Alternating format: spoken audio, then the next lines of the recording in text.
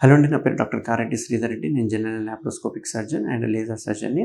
ఇవాళ చూసుకుంటే చాలామంది సఫర్ అవుతున్న మేజర్ ప్రాబ్లమ్ ఏంటి అంటే పైలోనెడల్ సైనస్. అసలు పైలోనెడల్ సైనస్ అంటే ఏంటి? దీనికి ఎటువంటి లేటెస్ట్ సర్జరీస్ అవైలబుల్‌గా ఉన్నాయని ఇవాళ తెలుసుకుందాం. సో పైలోనెడల్ సైనస్ అంటే దీన్ని జీపర్స్ డిసీజ్ అంటుంటాం అన్నట్టు. జీపర్స్ అంటే అంతకుముందు పాతకాలంలో చూసుకుంటే గనక మనకు కొన్ని మహీంద్రా జీప్‌లు ఉండేటివి. ఆ జీప్‌లోనే ట్రావెలింగ్ ఎక్కువ ఉండేది. అంటే ఈ బస్సుల దానికంటే కూడా ఆ జీప్‌లో ఎక్కువ ఉండేది. ఆ జీప్‌లో డ్రైవర్స్ ఏం చేసేవారంటే ఆ రోడ్డు సరిగ్గా ఉండేవి కాదు కాబట్టి ఎగిరి కూర్చోవడం వల్ల మనకు నడుము దగ్గర ఒక చిన్న గుల్ల లాంటిది అయిపోయి చీమగడ్డ లాంటిది ఫామ్ అయిపోయి అది పగిలిపోయి ఒక చిన్న సైనస్ ఫిస్టులా టైపు మనకు ఫామ్ అయ్యేది. దాన్ని పైలోనెడల్ సైనస్ అంటుంటాం అన్నట్టు. సో అందుకే జీపర్స్ డిసీజ్ అంటారు. ఇది ఈ కాలంలో ఎక్కువగా వస్తుంది. ఎందుకు ఎక్కువగా వస్తుంది అంటే ఎక్కువ ట్రావెలింగ్ చేయడం వల్ల కావచ్చు, ఎక్కువ బైక్ రైడింగ్ చేయడం వల్ల కావచ్చు, ఎక్కువసేపు ఒకటే చోట కూర్చోవడం వల్ల కావచ్చు, లేకుంటే ఎక్కువ చెమట రావడం వల్ల కావచ్చు. యూజువల్గా చూసుకుంటే కానిస్టేబుల్స్ కావచ్చు, లేకుంటే డ్రైవర్స్ కావచ్చు, కండక్టర్స్ కావచ్చు, లేకపోతే ఎక్కువ సాఫ్ట్వేర్ ఇంజనీర్స్ కావచ్చు, ఎక్కువ ఫీమేల్స్ కూడా ఎక్కువసేపు కూర్చోవడం వల్ల కావచ్చు, ఆ ఏరియాలో ఉన్న హెయిర్ కుచ్చుకోవడం వల్ల మనకి ఈ వ్యాధి వస్తుంది. సో ఇది చాలా మందికి సర్ప్రైజింగ్ ఉంటుంది. పైలోనెడల్ సైనస్ రావడానికి మన హెయిరే కారణం. సో వెంట్రుకలే కారణం. మన వెంట్రుకలే మనకు పైలోనెడల్ సైనస్ వచ్చేటట్టు చేస్తుంది. అది ఎలా అనుకుంటే కనుక మామూలుగా స్కిన్ అనేది ఇలా ఉంటుంది కదా, స్కిన్ మీద మనకు హెయిర్ అనేది ఇలా వస్తుంది. సో చూడడానికి హెయిర్ స్కిన్ మీద ఇలా కనిపిస్తుంది. బట్ లోపల చూసుకుంటే ఒక్కొక్క హెయిర్ ఫాలికల్ నుంచి ఒక్కొక్క హెయిర్ అనేది వస్తూ ఉంటుంది అన్నట్టు. సో ఇవన్నీ హెయిర్ ఫాలికల్స్. ఈ హెయిర్ ఫాలికల్స్ నుంచే మనకు హెయిర్ అనేది ఈ రకంగా బయటకు వస్తుంది అన్నట్టు. అయితే ఇక్కడ ఏమవుతుందంటే అంటే ఈ హెయిర్ ఎక్కువ ఉండడం వల్ల ఏరియాలో అంటే ఈ పైలోనెడల్ సైనస్ రావడానికి ముఖ్యమైన ప్లేస్ ఏంటి అనుకుంటే ఇంటర్ గ్లూటియల్ క్లెఫ్ట్ అంటాం. అంటే నేటల్ క్లెఫ్ట్ అంటాం కదా, ఇది మోషన్ పోయే ద్వారం అనుకుంటే వెనకాల వైపు నడుము దగ్గర.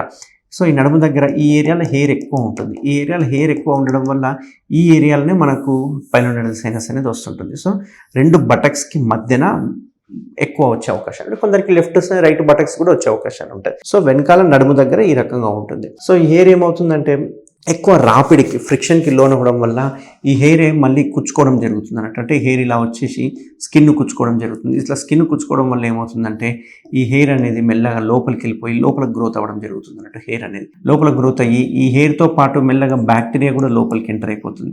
ఎంటర్ అయ్యి బ్యాక్టీరియా కూడా లోపల డెవలప్ అయిపోయి మొత్తం చీమ్ పట్టడం అనేది జరుగుతుంటుంది అన్నట్టు. చీమ్ పట్టేసి మొత్తం చీమగడ్డ అనేది డెవలప్ అవుతుంది. సో దీని సిమ్టమ్స్ చూసుకుంటే కనుక నడుముకు కింది వైపున రెండు పెరుదుల మధ్యన అంటే రెండు బటక్స్కి మధ్యన చూసుకుంటే కనుక అక్కడ చిన్న గుల్ల లాంటిది ఫామ్ అవ్వడము, అక్కడ నుంచి రెగ్యులర్గా చీమ్ రావడము, అక్కడ నుంచి తెల్లటి పస్స లాంటిది రావడము, మళ్ళీ క్లోజ్ అయిపోవడం, కంప్లీట్గా క్లోజ్ అయ్యడం, మళ్ళీ 3 monthsకో 4 monthsకో మళ్ళీ రికరెన్స్ రావడం, మళ్ళీ రావడం అనేది ఇట్లా వస్తూ పోతూ ఉంటుంది. అంటే 3 monthsకో 4 monthsకో ఒక ఇంటర్వెల్కి వస్తూ పోతూ ఉంటుంది. దీన్నే పైలోనెడల్ సైనస్ అంటాం. దీనివల్ల ఏంటంటే ఒక ఫౌల్ స్మెల్ రావడము, అట్లా చీమగడ్డ వచ్చినప్పుడల్లా మనకు కొంచెం ఫీవరిష్గా ఉండడము, కూర్చోడానికి రాకపోవడం ఇట్లాంటివన్నీ చూస్తూ ఉంటాం. సో దీనికి ముఖ్య కారణం కల్ప్రిట్ ఏంటి అంటే హెయిర్ అన్నట్టు. హెయిర్ వల్లనే మనకి ఇది వస్తుంది అన్నట్టు. సో దీనికి యూజువల్గా అందరూ చేసే సర్జరీస్ అంటే ఎందుకంటే మందులతో తగ్గదు. మనం టాబ్లెట్ వేసుకోవడం వల్ల పస తగ్గుతుంది కానీ డిసీజ్ పోదు అన్నట్టు. ఎందుకంటే డిసీజ్ ఎప్పటిలాగా ఉంటుంది. సో ఆ డిసీజ్ పోవాలంటే ఏం చేయాలి అంటే సర్జరీ చేయించుకోవాలి. యూజువల్గా బయట చేసే సర్జరీ టెక్నిక్స్ ఏంటి అంటే కన్వెన్షనల్ మెథడ్ అంటాం. దీని కోత మెథడ్లో ఏం చేసేవాళ్ళం అంటే ఇప్పుడు రెండు వైపులా ఒకవేళ బటక్స్ ఇలా ఉన్నాయి అనుకుంటే కనుక ఇక్కడ మనకు పైలోనెడల్ సైనస్ ఉంది, ఇక్కడ నుంచి చీమ్ గారుతుంది అండ్ ఇక్కడ ఎంట్రీ పాయింట్ ఉంది. ఎంట్రీ పాయింట్ నుంచి చీమ్ అనేది ఇలా వెళ్ళింది అనుకోండి. అప్పుడు ఏం చేసేవాళ్ళం అంటే ఈ రకంగా కోత పెట్టేసి మొత్తం తీసేసేవాళ్ళం. కింది వరకు చెక్కినట్టుగా కోత పెట్టి తీసేసేవాళ్ళం. దీనివల్ల ఏంటి అంటే ఆ పుండు మారడానికి 15 రోజులు 20 రోజులు బెడ్ రెస్ట్ ఉండాల్సి వస్తుంది.